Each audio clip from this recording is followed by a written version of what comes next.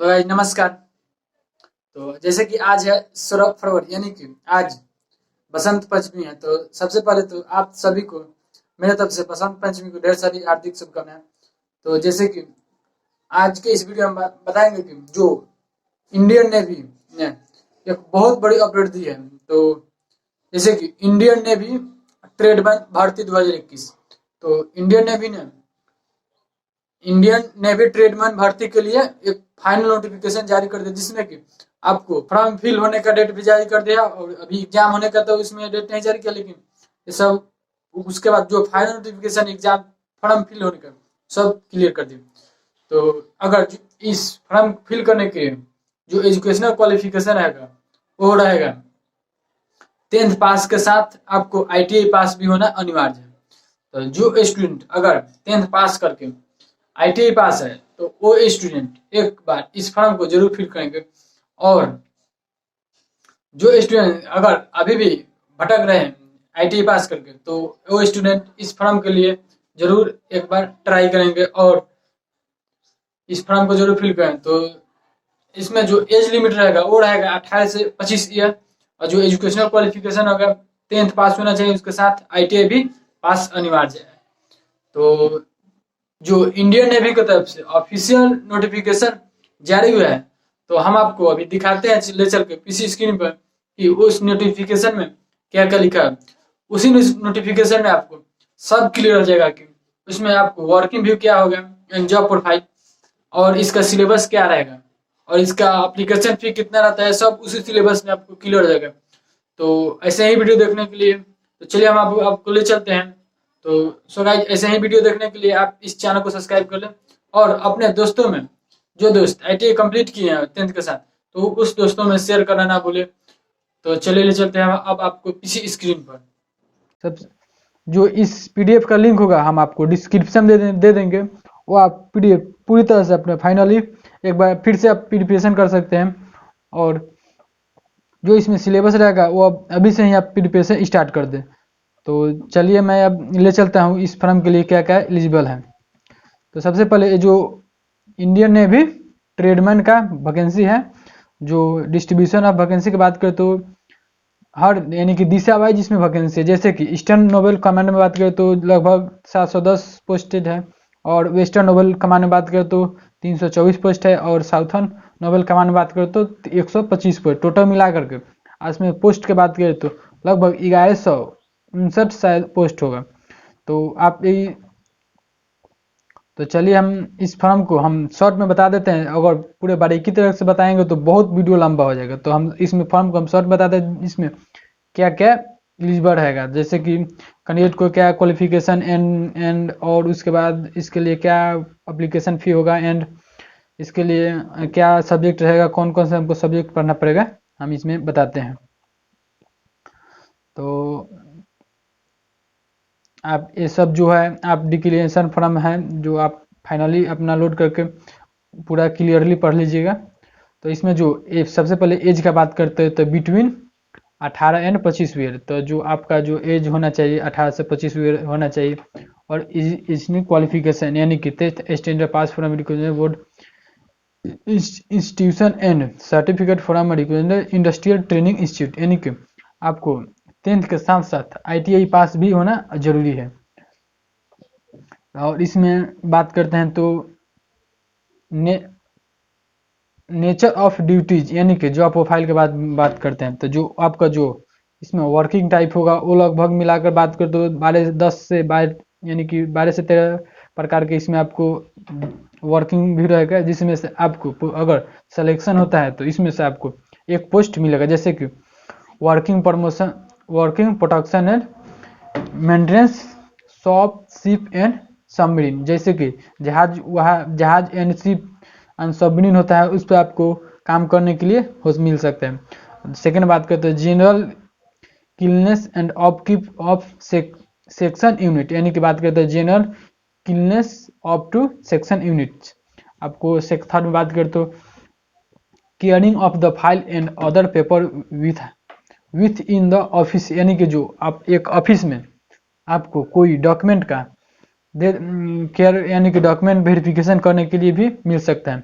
अब third fourth में बात करें तो आपको जो होगा वो photo copy, sending and receiving of fax letter ETC, यानी कि जो बात करें तो जो जैसे कि आपको मेल की तरह फैक्स भेजना पड़ेगा एंड फैक्स को रिसीव करके और अपने ग्रुप मेंबर में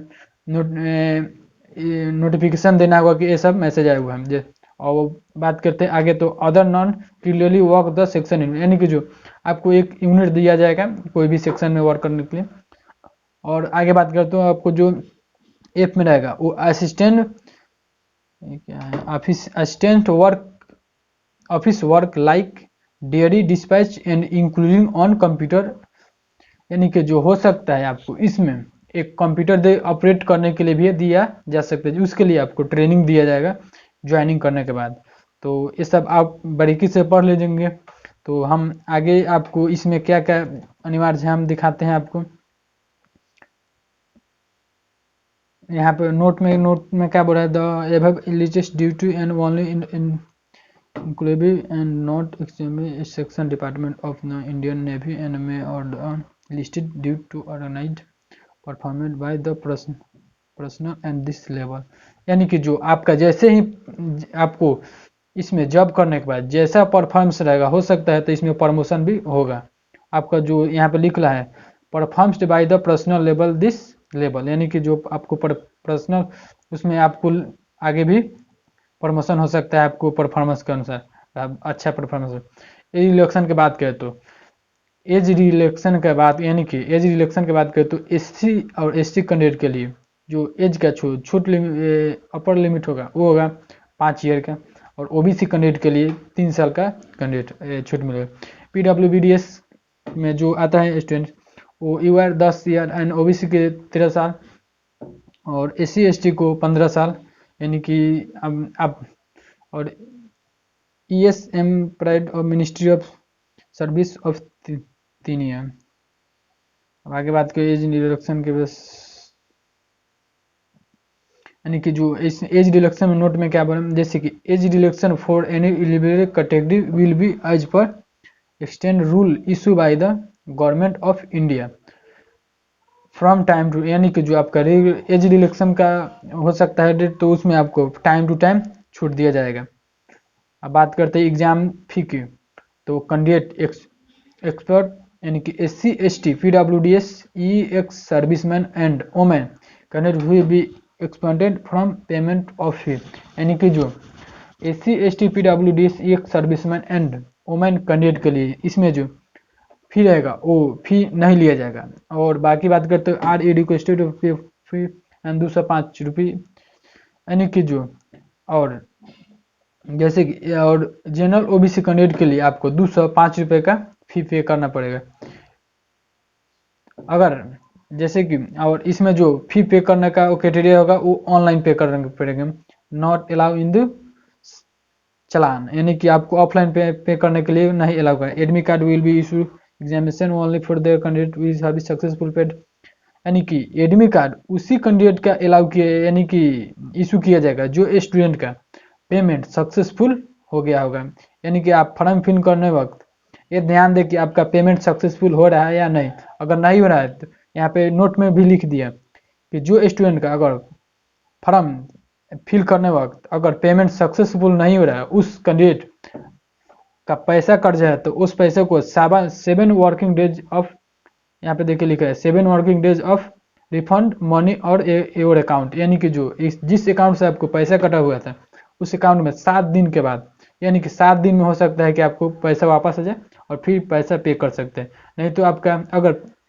फॉर्म फिल हो जाए पेमेंट नहीं पे रहा है तो उस फॉर्म को नहीं माना जाएगा और एडमिट कार्ड इशू नहीं होगा। तो चलिए ये सब आप खुद पढ़ लीजिएगा, हम इस पीडीएफ का लिंक दे दूंगा। मूड अप इसके बाद बात करते हैं इसमें जो आपको मेन है जो स्कीम ऑफ एग्जामिनेशन की बात करते हैं। All suggested eligible candidate will be have the appear in the online computer based exam consisting of objective, यानी कि जो इसमें होगा ऑनलाइन एग्जाम होगा जो ऑब्जेक्टिव टाइप क्वेश्चन रहेगा इजली, एंड इसमें matric and ITI in both English Hindi exported, यानी कि जो इसमें रहेगा मैट्रिक और इंटर मैट्रिक और ITI both English and Hindi expert general English, आपको जो हिंदी इंग्लिश और जनरल इंग्लिश को भी एक्सपर्ट और बिलो, इसमें जो 2 प्रकार से आपको क्वेश्चन मिलेगा, हिंदी और इंग्लिश दोनों प्रकार में। तो आगे बात करते हैं आपको हम सब इसमें इस जॉब को प्राप्त करने के लिए आपको जो कंप्यूटर बेस्ड एग्जाम देना होगा, उसमें पढ़ने के लिए क्या क्या पढ़ना पड़ेगा। तो general intelligence and reasoning 25 number का आएगा। सेकेंड बात करें तो न्यूमेरिकल एप्टीट्यूड बात कर ये भी 25 नंबर का आएगा। और थर्ड में बात करें जनरल इंग्लिश एंड कंप्रीजेंस, ये भी आएगा 25 नंबर का।